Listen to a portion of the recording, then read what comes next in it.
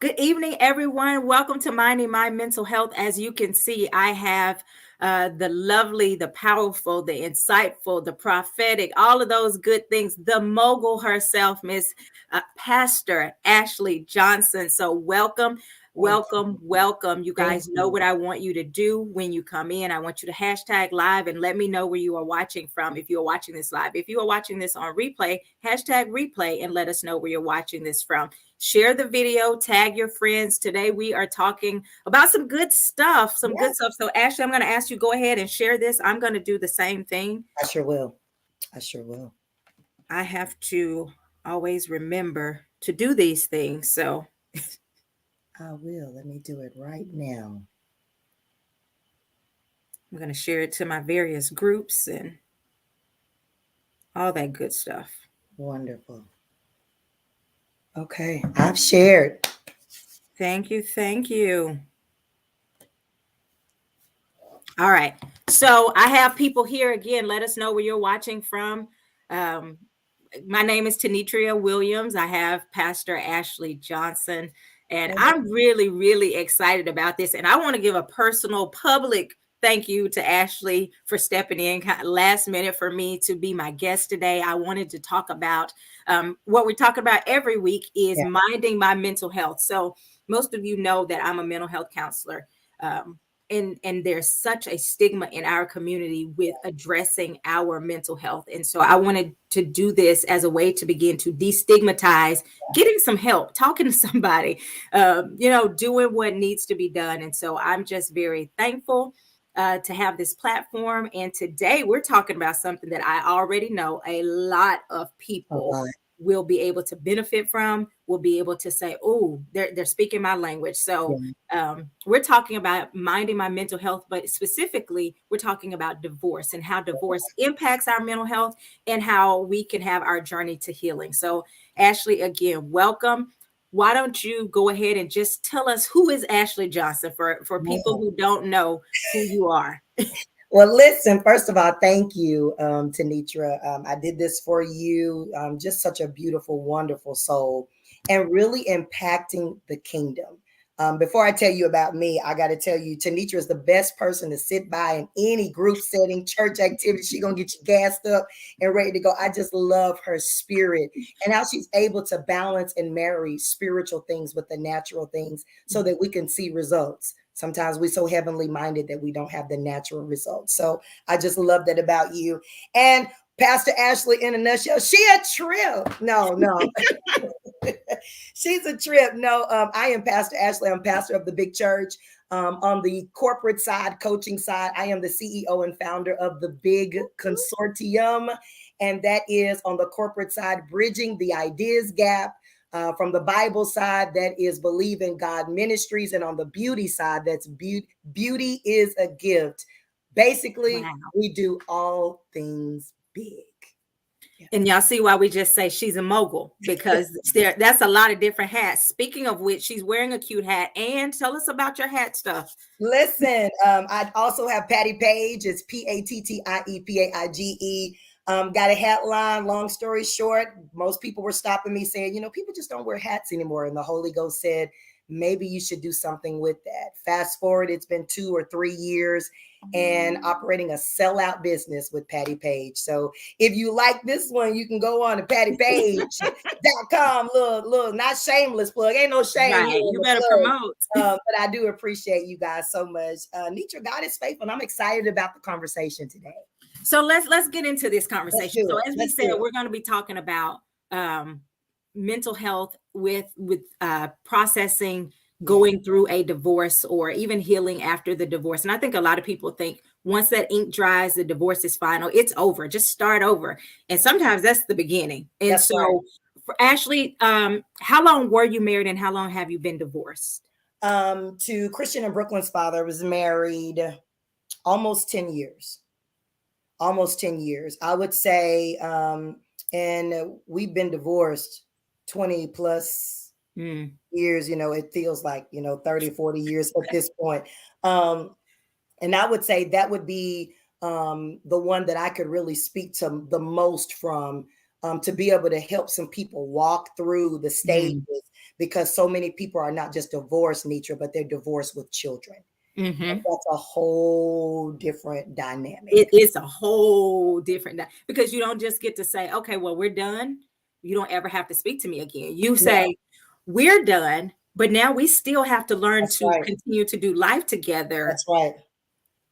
And sometimes, depending on the situation of the divorce, um, I have to do it with the right heart because you parent my child, and I don't want to Absolutely. cause any damage to my child. Absolutely. Absolutely. I would say that was one of the great learning experiences for divorce, was to be able to separate what my father calls passion versus principle, Mm, and being able to get out of your feelings and be able to operate in the principle. Yes, the divorce is final, but the relationships are not. Our relationship, we still have one. mm-hmm. The dynamic has had to change, but we still have one. And I'm not going to lie, it took me about a year to get out of my feelings. Just, because some people, the Holy Spirit is with you, God is with you. You're right. But I was mad as. Listen, I know. And so to be able to parent the children, even parent them through separation, because we were separated a year before we divorced. Mm, So to parent them through separation and then to parent them through divorce, it took on a different dynamic. yeah, it does. It does. And I think that's the part that a lot of people don't understand. You still have to maintain uh, a certain relationship, Yeah, even through the healing you process. do. It's not like, well, once I'm healed, then we can reconnect. No, you Right. have to do that in the face of That's that right. healing process. That's And right. that Yeah, is not that's one of those things that kills your flesh. It makes your pride absolutely it does. bow down, all It of does. those things. And so And shortly after the divorce was final, he remarried. and I already know how what that does to wait a minute. What? And so the reason why I'm bringing that up, so I'm like, you telling your business, because people are walking through this stuff. Hmm. Hmm. They're walking through, and so shortly after, it wasn't a long time at all. As the old saints say, the ink wasn't even really dry before he remarried someone else. And Hmm. so if you don't really know how to deal with that from a mental health perspective, the enemy will really try to come in and play with your mind about, was I not good enough? You know, You better talk about it. 'Cause I know that those were things that I've experienced. yeah, yeah, I'm divorced, and right. that was something for me. It was, what did I do? What could I have done? Why That's why right. didn't this? And those are some things. If you don't deal with them, Yeah. it will send you to a really, really Dark, ugly place. Right. darkness. What were your feelings to propel you or prompt you to say divorce is what I'm going to do? Because I Yeah, know in the church, that's um, good. That's good, sis. there is a lot of divorce is not an option. Right. Uh, we don't do that. We pray them through. We pray whatever it is. Divorce has a huge stigma, right? So Yeah. how did you um, come to the decision that this actually is what I need to do? Oh, that's a really good question. A couple of stages took place. It was years that I suffered silently, and I could see it right now in the face of women who are suffering silently, who never say anything. For Mhm. years, I was married but single. For years, it was literally me and the kids, taking care of things. There was no real communication, no real anything. And then when I said maybe we need some help, maybe we need some counseling, then the phrase was, "Well, you can go. Mm. You can, yeah, yeah, yeah, you can go." And God does hate divorce, and I'm so glad Mhm. you asked me that. Yeah, Nobody that I know, Nitra, gets married and with says, the intent. with the intent to get a divorce. Right. Nobody in their right mind says, you know what, we're gonna do this for 18 months and gonna get divorced. Nobody really decides that they're gonna get married and make that commitment, and Hmm. they don't have Cinderella happily ever after in their mind of Oh, what this is going absolutely. to play out. And so one was abandonment. That was a Mm. major factor. Two is, I felt like after a while of me going and getting the counseling, when he decided that he didn't want to work on the marriage, I had to begin to start making decisions. If he doesn't want to work on the marriage, then I can't be him and me in this marriage. Can't do it. And so then it went from abandonment to isolation. Yes. It went from abandonment. And then I didn't know at the time, sis, that he was walking through some trauma issues because there was no communication. We were young. You know, some of the tools that we have now, we could be honest, some people would probably still be married if you had some of the tools Absolutely. that you have now. You know, so I don't want anybody to feel convicted or condemned, you know, for walking through the path, especially if you were in a season of immaturity. But one of my major decisions was I had to decide, because I grew up in a 2-parent loving home. I had to decide for my children, did I want to raise them with 2 people that were like strangers? And I made the decision that while they were young enough, that it would impact, but not be a detrimental impact, that I needed to make a decision. That was something that played into my decision as well. And it was, how do I want my child to view marriage? And that's something a lot of people don't recognize. They'll say, I'm staying. And we are not by any means encouraging somebody to just go divorce because it's tough. Listen, I'm a counselor. I work with couples. I work hard with couples. You hear me? Like, I'm like, let's make it work. Let's do that. I believe in the beauty of marriage. I believe in all of those things, the beauty of love, the power of that covenant relationship, all of that. I believe that. I also believe that people have to hear God specifically for themselves. Yes. Yeah, I do too. And for the person, because I've had people message me that were in toxic, terrible, trying, abusive, physically abusive relationships and were remaining because someone in church told them that they could not get a divorce. Major systems of infidelity, but they really could not get a divorce. And I think it's so important that you learn how to hear God for yourself. Now, on every little thing, God's not going to tell you that you need to get an exit strategy. And there's a lady, she is deceased now, but Dr. Jennifer Johnson said something when I attended a marriage seminar when I was going through marriage, and it was in the pits, in the ditch. She said something that I thought was good. She said, somebody said, well, should I stay or should I go? She said, I'm going to give you these words of wisdom. She said, it takes a strong woman to stay and it takes a strong woman to leave. You pick your strong. Nobody can pick it for you. To me, that was such a liberating statement coming from a woman who was a female pastor that said, yeah, it's some stuff I decided to stay through that may not be your strong. And I think, Nitra, it's important that we hear God for ourselves. Yeah, absolutely. What were some of when we talk about mental health, what were some of those mental health struggles you personally dealt with going through the marriage? Because let's talk about a bad or a hard marriage does damage to the mental health. Just like divorce. If you are married to someone and they are not loving you well, it's easy to internalize those things. It's easy to say, like you even mentioned, is it my worth? Am I doing something wrong? What's wrong with me? Why, all of these things. And so especially you were saying, I grew up in a 2-parent loving, not just 2-parent, but a 2-parent loving home. So I know what my expectation was. Right. So disappointment starts to set in. Yes, that's where I was headed.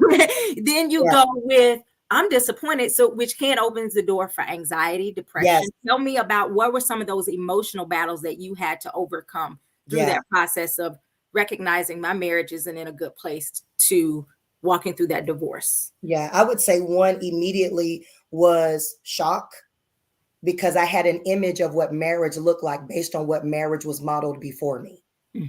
And so I was thrown off completely by the fact that my marriage was failing, because I have parents who are marriage counselors and they counsel other pastors and other high profile people. They've traveled, they've done marriage conferences all over. Surely, why would my marriage fail? Right. So, and then I really had to wrestle with, okay, did I marry wrong? Did I marry too quick? Did I not hear God? And a lot of times that's what a lot of people go through is, Lord, I thought I heard you, but I didn't. Lord, did you trick me? Did you, was this a trick bag? Because I thought I asked you for a sign and you showed me, and then you showed out. Listen. Did you trick me? One of the other things was disappointment. And Mhm. even now, I work with people to detox them from disappointment. I think, Nietzsche, we have so many people that they do not know that they have been disappointed. And Mhm. disappointment literally means I had an appointment with destiny that I missed. Ooh.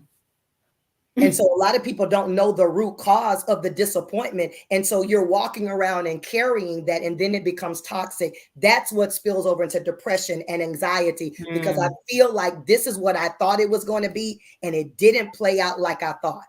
And we got so many people, sis, that are divorced and disappointed, but they've never detoxed from it. Mhm. And that is dangerous. I'll give you one more thing, believe it or not, that I had to deal with was anger, but from in a different way. The anger of me stepping in and becoming heavy in masculine energy. Ooh, talk about that. So, um, because there were things that I just thought that he was going to do. And then when he didn't do, I got the chip on my shoulder as if you're not going to do it. Well, we got two kids. It's not whether or not I feel like being a mom today. I don't get to decide. And it built up Mm. another layer of a wall of resistance where when I did get divorced, I struggled sometimes in dating because I was heavy in masculine energy. I didn't know how to just be, because I had in the Mhm. relationship had to be the woman and take on male traits of provider and encourager and stabilizer and protector. I had Mhm. to be both. And that was something that God had to heal me completely from, that I think we don't really talk about enough. Yeah. Tell me if you had any, and if so, how did you deal with any shame? Because you mentioned your I parents did. were, they are Yes. powerful in marriage ministry. They've got a successful. Because I know for me that my struggle was feeling like I failed, Yeah. which was something I was like, we don't do that. We don't fail. So Right. that it was that and that shame that came along with Yeah. feeling like I miss God, or, tell me about that and how you dealt with that. The shame of both of us being high profile in the church. At the time, he was the church administrator. And that shame of us helping other people, and then we couldn't help ourselves. Mm-hmm. It was probably a year or two before people in our church even knew that we were divorced. Mm. Because it's not just a person in the church getting divorced, it is one of our leaders, key leaders, getting divorced. Then it's the pastor's daughter getting Right. divorced. So I felt shame because I didn't want my parents to feel like that they would have Mm. to be embarrassed, because they're giving other people tools to help their marriage, but my marriage failed. And I really had to walk through that of feeling like I embarrassed them. Mm. How did you talk about your parents? I know they're part of your support system. How did you Yeah. utilize your support system during this time? To be honest, it took me a minute to be able to tap into the help because I Mm. was so ashamed. Oh, can we just pause for just 1 second and say, everybody type this in. Don't let the shame keep you from your help. Yeah. Because I think that's huge. A lot of times we do that. We go to, I'm so ashamed. I'm going to isolate, keep Yeah. it to myself. So tell me what helped you overcome that so that you could tap into that help. One of the things was God is he does a wonderful job of humbling us at times. And it was almost to a place to where I had to get some help. Mm. Um, there were financial things that he was doing and was not supporting us financially as a Mm. weapon to basically say you're not going to make it. Because the other dynamic was I was a stay-at-home mother, so I didn't work, and I had years of being Mm. married as a stay-at-home mom, but I had no work experience. And so one of the weapons of the divorce was I'm taking the car, I'm taking the money, I'm taking it all. And it was a place to where At some point, I had to ask for help. And then I had to move in with my parents until I could get a place. Child, what? You talk about humbling. And so sometimes God will allow, not that God allowed the divorce, but he had to strip me of all that pride of not being able to ask for help. He said, literally, you're here in the house of the water. Why are you dying of thirst? Mm. The water is right there. Ask for a glass of water. And that was one of the things that helped me on my journey of healing. Yeah, I had to rely pretty heavily. And I would say I had pride. I had Oh, tons of pride out there. And then being able to say, I'm having a hard time at calling friends and saying, yeah, I'm so mad, I'm so this, or I want to do this. And, like really having a place that was safe enough for me to yes. be vulnerable enough Yeah. to say, man, I'm hurt. I feel disappointed. I feel Yeah. like I fail. Like all of those things, I think were really tough for me, but it was also powerful to see people step in and really have your back. What Yeah. do you say to a person who doesn't have that strong support system? Ooh, I would say family, of course, is more than just blood. Sometimes you got to go and find the support. Mm-hmm. And the support may not be the same color as you. I think I've got to say Mm-hmm. that because sometimes we're on a cultural path and we so pro here that we're missing out that our help and our next level of breakthrough may not look like us. It may be someone that's got the tools to help us, but it may not look like us. So if you don't have a current support system, honey, build you one. If you don't have a family, build you a family. God is faithful enough. There's 9 billion people after the last census on this planet. There is somebody that can be a support system for you. But Yeah. I would say what blinds us often, Nitra, is we're so wounded that we have trust issues. Mm. And God will bring the people in your path to want to love you and support you and help you. But now you've got a spirit of paranoia and you've Mm-hmm. got trust issues and you won't let anybody in to help you. I already know this, but let us know if y'all feeling this because I already know you are. I think that's huge. I think that's huge. And what you said was build one. And Yes. obviously, I'm a mental health counselor. Guys, it is okay to say, I don't know what kind of advice my mom is going to tell me, or That's I right. do know what my mom is going to tell me, and it's going to And be it ain't it. something that I don't need to hear. It's okay to say I need to talk to a professional who Yes. knows how to listen, who has confidentiality, so I know my business is not going to be put out there, Right. who has the tools to be able to help me navigate. Because one of the things that you'll probably recognize, we start saying things to ourselves, or we recognize we believe things about ourselves that are Yes. simply not true because of what we've gone through. Yes. you Yes. you mentioned, and I think I saw in the comments someone saying something like, maybe I'm not good enough. Well, Yes. that's not true. That we know No. that's not true, but that's what your brain will start telling you. You need to have Right. somebody that can say, wait a minute, let's examine those thoughts. Let's Yes. look at that. Let's explore those things. So yeah, how again, what was the thing that made you say this was actually the right decision for me? To be honest, it took me some years. Well, one, you can't force someone to be married to you. You cannot.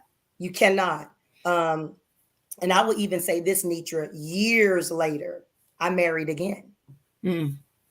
And that marriage lasted about 3 months, 45 days. And that's why I love that God gives me the ability to be transparent with people because that was worse Mm. than the first one. And You, so, oh no, yeah, I'm I was gonna sorry. say you're gonna keep going now. Yeah, yeah. The How'd you reason deal with that? Because I the know reason that why a lot it at that. was the reason why it was worse was because at this point my children were old enough. Yeah, Tiffany Rose Mhm. said, "Thank you for being transparent," because you got so many people that need to see. And I've heard so many people say, "Well, you don't have to tell people because that one really doesn't count." It really, it doesn't count. And what if you tell somebody? What if they look at you different? At this point, this is the healed version of me, and Mhm. I'll tell anybody the lessons that I learned. That if I can share, don't repeat them. You don't repeat the lessons. But one of the things that I know that it was me rushing because I felt like I had already missed the first opportunity with the marriage, and that I had to go ahead and get married because it was just time. You've been single long enough. It was time. And literally, that individual took advantage of my vulnerability and then went on a social media public campaign Oh, to wow. try to destroy me. Wow. And when I say that God, Nitra, had to literally heal me from a whole place, and now when I teach people, I can teach from a different place of authority to tell the individuals that, listen, waiting on God is so critical. Finding someone that wants you and you want them is critical. Waiting to hear for the voice of God, because God might tell you this is your wife. Because I keep feeling in my spirit somebody saying, well, God did tell me this was my husband. God did tell me this was my wife. But this is what I will say to you is he might have told you that that is the person, but you got to wait for the when. He might identify who the person is, but if you don't wait on God to tell you the when, then you might be moving prematurely, and fruit that is eaten prematurely is bitter. And I'm going to add to that, even if he tells you that's the person, they still have free will. That's right. Absolutely. And you still have your own stuff. And so even if you are, I got the right one and we're the right one, we still have to learn skills. That's right. We still have to learn how to communicate. We still have to learn all of those really important things to make marriage healthy. Yes. We can take pretty pictures, but we need to be able to communicate about tough things. You need to be, and I tell people literally come in all the time and their marriage is in a really bad place. And after we talk for a while, I'll say, you just don't know how to communicate. That's right. You both love each other, but you have no idea how to communicate because of the way you were either raised or things that happen in trauma, blah, blah, blah. But these are skills, thankfully, that can be learned. And once they begin to learn the skills, they're like, oh, I really don't want to divorce so-and-so because he's really a good person. And this is the person I like. Right. That's right. But I think one of the things that's so important also, Nitra, is those skills are critical. But you have to find someone who is willing. And to watch. One of the things that I've learned from my father is learning to watch those skills be played out in the dating phase and not just trying to think that they're going to magically appear in a marriage stage. And if I could tell anyone, sometimes we're emotional cutters. Emotional cutting is when you keep wounding yourself. You keep slicing, you keep going back to that same emotion and cutting yourself. Sometimes you need to be able to see some tools being portrayed. Do they get easily overwhelmed? Then guess what? When marriage comes, if they don't have the ability to solve problems now, then you will be a fool not to pay attention, literally, to if they cannot solve problems now. Are they going to be able to solve problems? Because good sex or us being heightened, that can't be the foundation. If not, you're going to be repeating a cycle. That's so good. That's so good. Somebody just asked me, and said, how did you learn to open up to love again? Oh, that's such a good question. It is a good question. And let me just say, the way I learned was trial and error, and it took a long time. Wow, listen. It took me a while to open up to love. And what I would say, because here's the reason why it took so long, because once I got a divorce, I started to question my ability to hear God. Absolutely. It was like, I thought you said this. And if I was wrong, then heck, I might not know nothing you said. And so I had to really begin to just focus on my ability, and I would hear God about different things, and I would know I'm hearing God about something, but not my love life, because I was clearly I missed. I don't know. I can't hear him on that, but what I can hear him on is this, sister. Hey, God told me to da da da da. I knew that was God, and so I began to just continue walking in. I know I hear God, and I would have to say that, Nitra, you hear God. You hear God. You do. You do. You do. I didn't the last time. Yes. I missed. Yeah. And once I recognize, sometimes you're gonna miss it. Child, listen, can I be honest with you? This is one of the things that set me free. Because sometimes we get the people and we get tricked on how long they've been married, Mm-hmm. right? And then we get caught up in their judgment of our decisions. And that was one of the things that God really healed me from. Because I would have people that would say, you know, I need to do this for you because obviously you can't do it for yourself. And sometimes they don't recognize that's one of the worst things that you can say to someone that is healing. Because this is what I learned through investigation. Some of these people's marriages are only good because it was hell the first 20 or 30 years and they got some help and got some tools and now they're able to walk it out. I think sometimes we put people in a category where we judge them too soon and we judge their ability. You didn't hear God. No. Because I could say the same for you and your marriage and the 30 years of hell that you went through and now the last 5 are great. We got to stop that. Because it puts a pressure on the person that got divorced. You may have stayed, but it's been terrible. It's been awful. Yeah. You've been in mental battles and you done had a boyfriend, she done had a girl. It's been crazy. And now that you guys have got the tools, you got to make sure that you still got an area of grace for the individuals that maybe they decided to call it quits. The same God that's faithful for your marriage to restore is the same God that's faithful to restore this person over here. Absolutely. And so, like I said, for me, it was getting back to that place where I could hear God or confidence. I never lost the ability to hear him. I lost my confidence in the ability to hear him. And then I started being really intentional. I started dating and I said, God, I want you to show me how to do this. Yes. Because I don't know. I'm trying to, and I would try to be open. And then I actually got a counselor. I'm a counselor. I said, I need to get my own counselor to help walk me through this thing. Why? Because, and she began to talk and I said, I keep getting the same feedback from people. And they tell me I'm guarded and this and this and this. And she was like, well, are you? And I was like, well, maybe. We kept walking through the process. And she said, well, every time you're guarded, you also realize you should have been with those people. That's right. And so she began to give me the confidence that me being guarded kept me.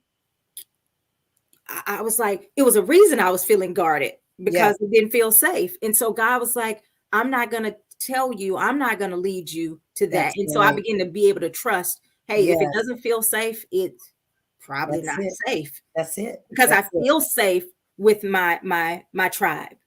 I know what safety feels like. I came from a good family. I know what safety feels like. And if it doesn't feel safe, I don't have to pretend it feels safe so I can be in a relationship because I wasn't ever desperate. That's right. Absolutely. And I think the other side, that's why the healing and the detox is so important, because it's been times with me that the Lord said, okay, maybe you're not feeling safe because you keep looking through the lens that's dirty. Because your perception, until it gets healed, sometimes your perception has a lot to do with how you see a relationship. And sometimes it was a guy and I was dating. I'll never forget what he told me. He said, hey, he said, man, you're great. He said, you're great. And I said, thanks. And he said, but trying to get beyond the surface, he said, I feel like I've jumped a ditch. I've climbed a wall. I swum a trench. And right when I think I'm making progress, then it's something else that I got to go through because it's so many layers of built up. You carrying so many layers. And I think that's one of the reasons why if you're divorced with your mental health, you need a season to detox. You do. So I want us to do two things, Ashley. I want us to talk about what are some signs that people may know they're not healed. What are some of those signs? And then I want us to talk about what are some signs that you are healing or that you are healed. So let's talk. What are some things that you would say, this is what I see or I saw in my life when I was not healed? Yeah. I would say one was cycles of different same symptoms that would, talk more about it. where somebody who was extremely narcissistic and making excuses for their narcissism. Well, I saw that in the last person. And then I saw that in the person before that. And then I saw it in the person before that. So at some point, it's something in me that's not necessarily fully healed. Right. because it's something in me that keeps attracting that spirit of narcissism to keep coming in and feeling like it's got free reign and free control to come in to my life. So that's one. If you can begin to identify cycles. Two is a vulnerable, wounded spirit often will attract a predator. And so if you don't do anything with the vulnerable and the wounded, and you keep seeing predators pop up, not just in relationships, but friendships, anything, people that are taking advantage of your vulnerability, then that's a sign that you're struggling and you're not healed. I would say also, believe it or not, frequent headaches that begin to turn into migraines. As a result of meditating on the same negative thing and replaying the story over and over again in your mind. That will cause dis-ease in the spirit, and dis-ease that is not dealt with will try to set up as disease in the body. Yeah. So some of the things that people are walking through physically are as a result of stuff where you've been years in dis-ease. You've not detoxed. You've not allowed God to heal you. What I'll see sometimes is a woman or man who's recently divorced, immediately posting all of these things on social media about how, you know what people say after bleeding out. I'm good by myself. Yes. I don't need no man. If he don't appreciate me, I mean, and they're working through they're working through it. And it's like, no, I'm not hurt. I'm happy. I'm happy. I'm sis, you still hurt. Or nature is the backwards accountability. The backwards accountability is where in every scenario, you're the hero. That every scenario is somebody that every scenario. And I've experienced that before. You have no part to take responsibility for what happened with this relationship. None. I was the perfect wife. And he was just running out. You're like, again, I didn't do anything wrong. And then if you're always, another way that you're not healed, and this is what I see big, is if you are always the victim in the story that you tell. Ooh. So there is the part about accountability. So one thing I'm not healed is I can't take accountability. That's right. One thing I heard you say I'm not healed is when I'm seeing cycles in my life. That's right. As Tiffany said, I'm not good by myself. I think some other things is how we try to show up hyper independent. Yes. That's that heavy and masculine energy. Yes, that I don't need anybody. I don't need anything. I'm this. I'm as long as, or you're so guarded, you don't want to let anybody in. That's it. I'm not gonna, I'm this, I'm that, whatever. You know what? It's okay to say, hey, I'm chilling. I'm healing. I'm healing. I'm taking my time. Yes. I'm allowing God to heal me. And if I'm honest, it wasn't a one strip pull off and bam, I was healed. It took layers. It was God would heal me in layers. And there were times when I go, I feel like I'm healed. Great.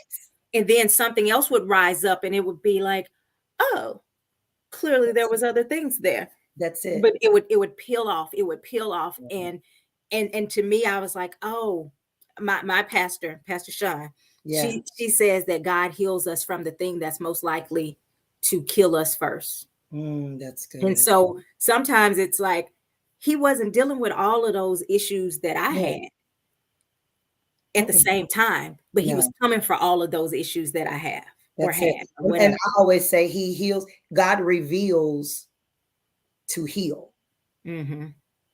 God is very smart. And so God is going to reveal areas and layers to us based on our capacity to heal. God never reveals something to try to destroy you. That's when you know it's religion or something else. When somebody exposes something and it's so ugly and it's so, baby, that's not God, because God's ultimate goal is to reveal in order to heal. And if you're not going to be able to heal from it, he'll wait before he'll reveal it to you. Because his ultimate goal is to reveal in order to heal. And so that's why you can even be remarried and something come up and you be like, wait a minute, God, Y'all Mhm. done remarried? We happy? What? Whoa, well, I thought I was healed. Some of us, we miss it. Sometimes healing is a journey, and Oh, God yes. would reveal it. And watch this. Sometimes God won't reveal it to you until you have a healthy partner to help you walk through it. Oh, Because I think we need deliverance from this gospel that keeps telling us that when we remarry, we got to be 1,000. And if you're not on 1,000, then you're not really ready. Baby, this is a journey. yeah. Family Layers is may a come off journey. after you remarry, and that's okay. But this time, God revealed it where you got a healthy partner to be able to help you walk through it. Mm, What's the flip side, Nitra? Is some of us have a false expectation when we remarry that our partner's not going to have anything that they're going to walk through. mm. That's the other part. That's the other part. So you said something. You said this healing is a journey, and it's revealed all of Yeah. these things. I have to share one of the things for me, and this was just last year. Was it last Mm. year? Yes, last year. God told me, I was watching a live similar to this, and Pastor Sean was talking about honor, and she was Yeah. actually talking about honoring pastors and people. And I was like, I'm good on that.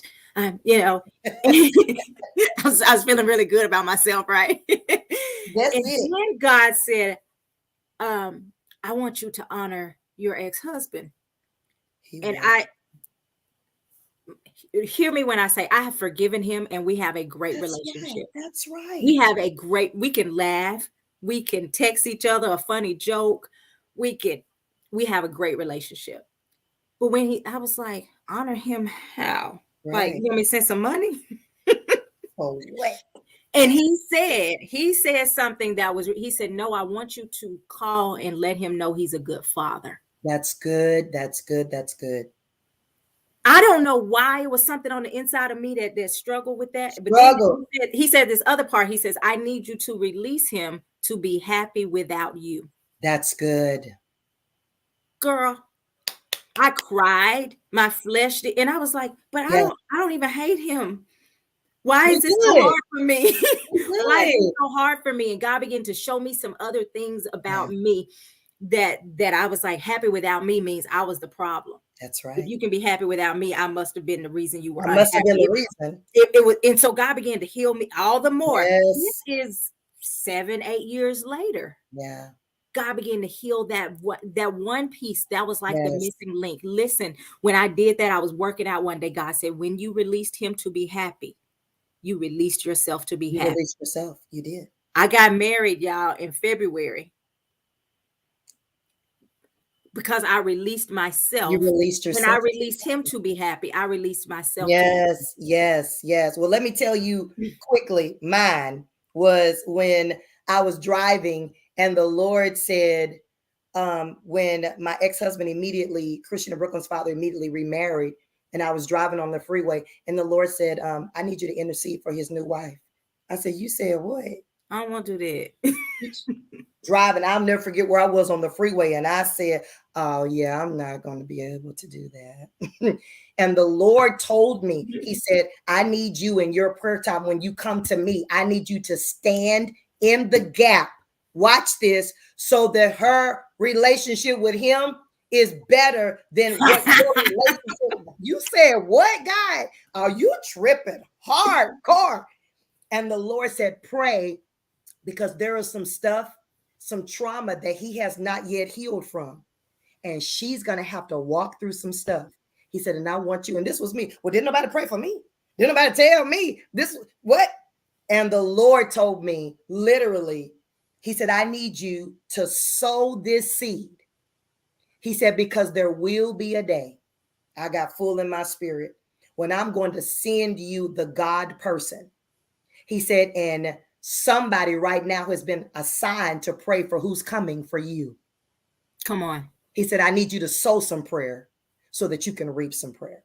So I already know it's people on here. I'm looking at these comments over here. I know it's some people that because you're so angry, so Yes. defensive, so hurt, all of those things. The last thing on your mind Last is thing. how can I release them? Because I need to hold them in bondage. They need to pay. they need to feel this. They need to feel all this anger. They need to feel all of this. But Yeah. a part of to me, that taking care of your mental health is being able to say, Yes, I've got to release everything that's that right. keeps me from having peace of mind. Yes, I yes, have to be able to say, am I so caught up and I have to prove I'm the better parent that's that I right. can't, That's good, Nitra. I I got think, to prove that I'm the better this, that it wasn't my fault. I've got to well, prove I got to show anytime you get in the position where you you got proving to proven something, something. you're not healed. That's good. That's good. One of the greatest healing journeys that I could have gone on, and I could be honest and say, you do know that I'm healed, but I'm being healed. And I love how the Mhm. Bible talks about we're Mm, saved, but we're being saved. that What is so good. it's a perpetual work. And I think It's we so would good. give each other more grace if we knew that this is a perpetual work. You don't reach a place where you don't need God to shore you up in the area of healing and relationships. This is a journey. So Mhm. finding out, even with the detox, and number one, saying, okay, I need to detox. Was I disappointed because of myself? Mhm. What was not healed in me? Watch this, Nitra, that attracted this. That's good. Because, see, sometimes we want to put the responsibility on the other person. You don't attract what you want, you attract who you are. You attract what you believe that you're worthy of. And so sometimes you got to be able to say, wait a minute, did I experience this disappointment because it was something in the self area that had not been healed? Number Mhm. two, was I disappointed because of someone else? Sometimes they just decided to use their will to go contrary to God's will. Mhm. You cannot witchcraft pray somebody to be married to you. You cannot. You can't listen. I dream of Jenny. Stop this. You No, cannot. sometimes somebody set their will to disobey God. It's not that God didn't tell you that they weren't your spouse. They used their will, and God's not going to violate their will. And if God can't violate it, I don't care what you try to do in the bedroom, you're not going to be able to violate it either. Listen to me. This is helping some people. I already know it is because I'm getting personal messages over here. I already know it's that God is talking to some people. Yeah, Again, I'm gonna tell you, don't neglect by just saying I'm good. that's good. Don't let it go by saying, oh, I'm good, I'm straight, I'm a strong this, I can do this. Hey, get a counselor, talk That's to it. use your support system. Ashley said she was there with the water, With the one thirsty. you thirsty. have you have support. Utilize that support, and it's okay to say something hurt, something That's right. doesn't feel good about That's this, right. and recognize you're healed and being healed. Yes. That's good. I love that. I love that. What are some of those signs of that you are healed? Let's talk about that. Oh, I love that. That's good. Is you're able to have a different image. I think this is where God really has me teaching the body of Christ right now is the image. One of the signs that you're healed is you'll begin to attract from a different place. You won't attract broken that you need to fix. You Mm, you will begin to attract from a place that's healthy. You'll begin to set goals that are worthy of you. You so won't, good. yeah, you won't look for validation in other people. You'll look for the compliment. Hmm. You'll go back to, and Nietzsche and I, we both preachers, ministers, so we always getting some tidbits. But one of the things I think we need to go back to is the Genesis experience. And the Genesis experience is that we're not living a life where the curse is the driving factor. The Mm, the curse, because see, now that I'm divorced, especially those who want to remarry, when you're really healed, you operate from a Garden of Eden experience. What does that really look like? That God is preparing me for somebody comparable to me. That's what hmm. the word of God says. So I'll begin to attract from a different place. Another thing is you will begin to see some things in your body when you start walking in unforgiveness and you release that unforgiveness. Hmm. Forgiveness will free some areas in your body. Yeah. Somebody on here heard the Holy Ghost say, somebody, this today is going to heal you from chronic inflammation in your bones and your joints because you're Hmm. carrying somebody else. Yeah. Your unforgiveness is I'm strapping you to me, and that's manifesting. So you'll begin to see some deliverances. And then two, you'll be able to be around that individual and you won't be triggered. Hmm. You will be able to be around them, and it's so you so healed. You could set them up with somebody here. You so free on the inside that you genuinely want the best for them, and you Mhm. now recognize that the best for me was not for me to stay in that type of With you. situation. Right. Right. And I think when we stop making it about us, Yes. why wasn't I good enough? Or why wouldn't he do this for me? And why does she get to Why get a did she better get? version of why does he get a better version than blah blah blah? Why did his money increase? Why, Why? you know what? When we are able, to me, for me, Yes. healing was being able to truly say, I want, like you just said, I want the The best for best. the other person. Yes. Um, Yeah. And then realizing for me, Nitra, the other side of that is part of my confession as a woman now is I don't just want the best for him, but I confess daily, I attract the best to me mhm. because daily I am the best. That's so Now I'm good. setting goals that are worthy of me, Yeah. relationships that are worthy of me, friendships that are worthy of me. So step one was I want the best for them, but then I had to Mhm. go on over, Nitra, and cross over. No, I attract the best for me. I don't just Yeah. want the best for them. I attract the best for Yes, me. I attract because I see myself with the best and I'm bringing the best. And so I yeah. attract the best. Let me say this, let me add this. When you have children with that person, Yes, you want them to be healed. you You do. want them to be whole because Oh, they are going to parent your child from wherever state they are in. And that's so it. it's not just I want them the best. No, I absolutely want you at your best because At at your some best. point you're going to be giving parenting advice to my baby. That's right. At some point you're going to be influencing the decisions that my baby That's has it. to make. And so I want you to be so whole. I want you to be I so healed do. that you are giving them wisdom, that you are giving them insight that I can say, you better listen to your daddy. I don't That's want it it. to have to be where we are battling, go, girl, don't, that ain't good. I know that's your daddy, but we don't want That's to have you all of don't those want it. conversations. And You so don't. it actually is better when we can heal It and, is. and let go of, you know what, this is, and I know this is for somebody. Somebody is battling with the other parent. Other There's parent. some That's right. stuff.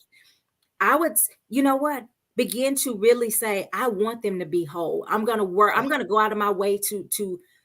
Yes, I did say go out of my way. Go out of my way You to just said make that. sure that I'm kind, speaking well of that person, and That's and right. and doing what I can to make sure that they have a healthy relationship with That's it. our child. That's it. Now, That's again, it. I'm not talking about if they're not healthy for your child, but if they are fine, if there is no Right. issue, I'm gonna, hey, I may even say, you want to make sure you get her. You want me to, why? Because Listen, we are working to build healthy humans. we are. And sometimes the model, in God's grace, He knows that the model has to be adjusted. Mhm. God, in God's grace, the model sometimes has to be adjusted. I think when my son signed his basketball scholarship, his father was in Africa on a mission trip, and the coach said, I normally don't say comments. We just sign the paperwork. He said, but what I want to say is, he said, this has been one of the healthiest co-parenting relationships I've Mm, seen as a basketball coach. He said, wow. it's not that when your ex-husband is not here, you down in him. And when you're not here, he's down in you. Normally, if I say he Mhm. needs such and such, his father says, let me get with his mom. And then you Mhm. say, let me check with his dad. He said, I never really talk. He said, but I had to tell somebody it can be done. But you Yes, got to decide between the passion and the principle. The that's so good. principle is we want to raise beautiful, wonderful children that don't Mhm. repeat our mistakes, but they need to see an environment where we can love each other well and love each other intelligently, even if we're not together. Mhm. Yeah, that's so good. Thank you. Thank you. Thank you. I'm seeing y'all in these comments. I'm loving it. I know this has helped you. We may even have to come do a part two at some point. This was good. I want to just encourage everybody, Yeah.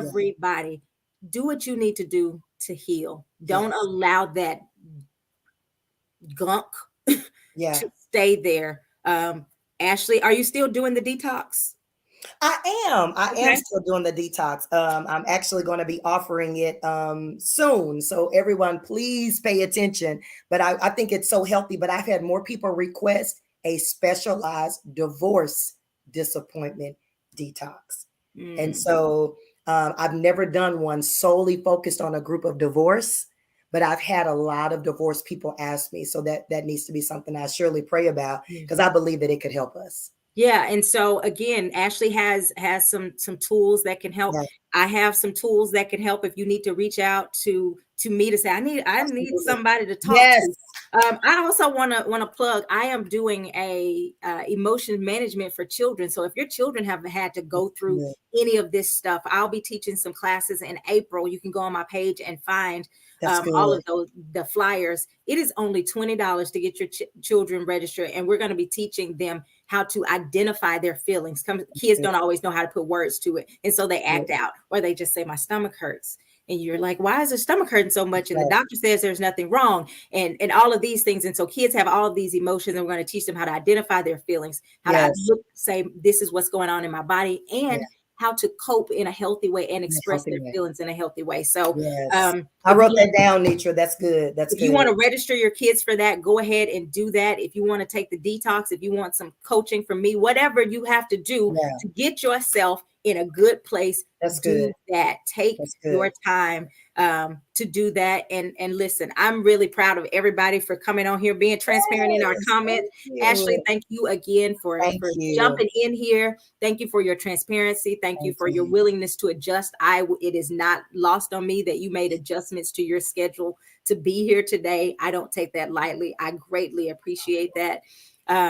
If you guys don't, I'm going to give you a few minutes. Any more comments or questions? I'll see what's going on. This Minding My Mental Health, I do this every Thursday at 12 p.m. However, next Thursday I am on vacation.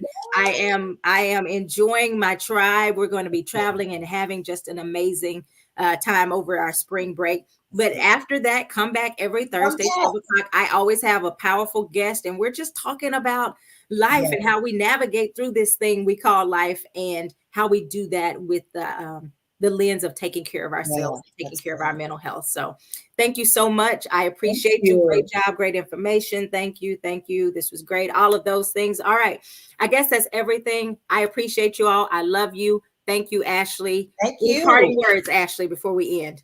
No, thank you so much, Nitra, for just even the invitation. I appreciate it. I would do it all over again.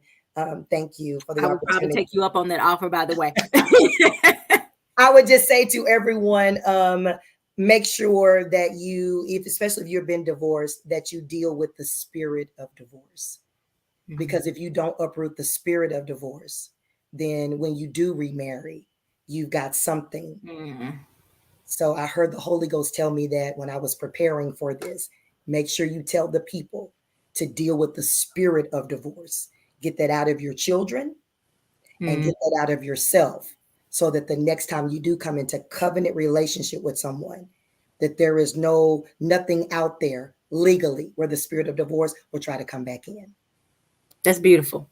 Thank y'all. Give Thank fire, you. give hearts to this powerful woman. I told y'all this was going to be good. I told y'all it was going to be good. So I love you guys, and I will see you guys in about 2 weeks. Bye bye. Bye.